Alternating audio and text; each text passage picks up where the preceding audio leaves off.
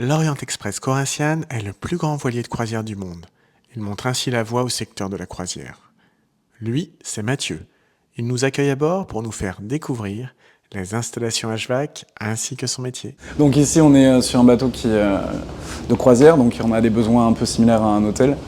Donc il y a plusieurs chambres froides dans le bateau. Pour refroidir ces chambres froides, on a des compresseurs. C'est un système ici qui est un peu particulier parce que tout est en détente directe au CO2. Donc c'est le CO2 qui court partout dans les chambres froides, entre les chambres froides et le compresseur. Et cette énergie qui est prise à l'intérieur des chambres froides, elle est dissipée ensuite via le réseau d'eau de chillée. C'est à ça que sont raccordés nos condenseurs. Et cette eau de chillée, elle vient de compresseurs à paliers magnétiques qui sont aussi un peu l'atout de ce navire parce que ça permet de faire énormément d'économies d'énergie par rapport aux autres technologies qui existent. Peux-tu nous dire ce qu'est une bonne solution technique HVAC ?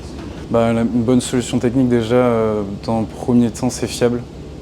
Ici, c'est le critère numéro 1 parce qu'un bateau, ça ne se conduit pas exactement comme un endroit à terre où on peut avoir des spécialistes et des techniciens qui arrivent comme ça. Là, c'est nous qui devons prendre ce rôle, donc on le fait, mais on a besoin de temps et pour déjà connaître nos systèmes, y réfléchir et tout ça. Donc voilà, c'est la fiabilité et de toute façon, tout ce qui est critique est redondé obligatoirement.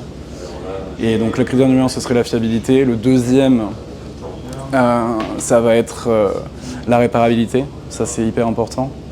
Et le troisième, bien évidemment aujourd'hui qui est un enjeu de notre siècle, ça va être l'enjeu écologique. Comment êtes-vous organisé à bord ? Un navire, pour la partie technique, c'est organisé sous la direction du chef mécanicien, qui est un peu le pendant du commandant à bord, mais uniquement pour la partie technique. Et ensuite, il a des officiers, des lieutenants, on appelle ça des officiers mécaniciens. Et chacun est capable de gérer une partie des machines. Pour la maintenance, voilà, des choses un peu approfondies. Et le SOC aussi, enfin voilà, ils encadrent la maintenance. Et moi particulièrement, j'en charge tout le service extérieur, en anglais c'est Hotel Engineer. Et du coup, c'est tout ce qui va être frigo, climatisation, il y a aussi les bateaux extérieurs, il y a les Zodiac ici, les lifeboats. Comment es-tu arrivé à travailler sur le plus grand voilier de croisière du monde ? Ça s'est fait, il y avait un gros attrait, là en ce moment le bateau on en parle beaucoup. Il y a une grosse curiosité, hein, c'est le retour en grâce de la marine à voile, donc c'est quand même hyper intéressant. Le bateau est magnifique.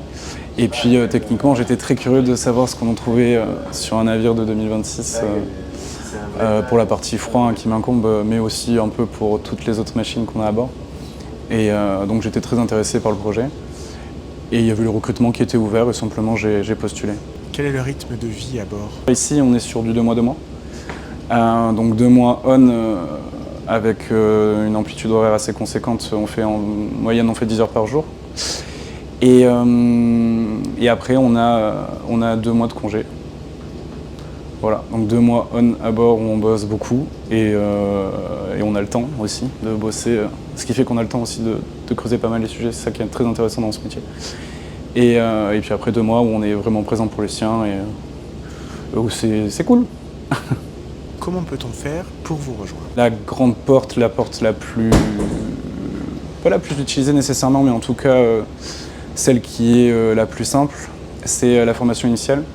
Et ça se passe à l'ENSM, c'est l'École nationale supérieure maritime.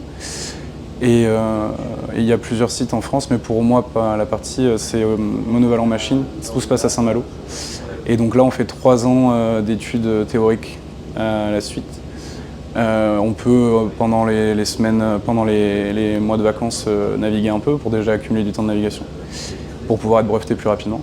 Parce qu'il faut de toute façon 6 mois de navigation comme élève officier à l'issue, avant d'être breveté officier mécanicien. Et ça, c'est pour les fonctions officiers, donc encadrant à bord, mais pour être cadre sup, donc second et chef, il faut en plus encore du temps. Voilà, donc c'est vraiment un métier qui n'est pas forcément hyper accessible, mais qui demande un gros niveau technique. Et ça, ça s'acquiert qu'avec le temps et l'expérience, et on le sait. Même si l'école fait un boulot formidable, on n'en doute pas, le gros s'acquiert à bord.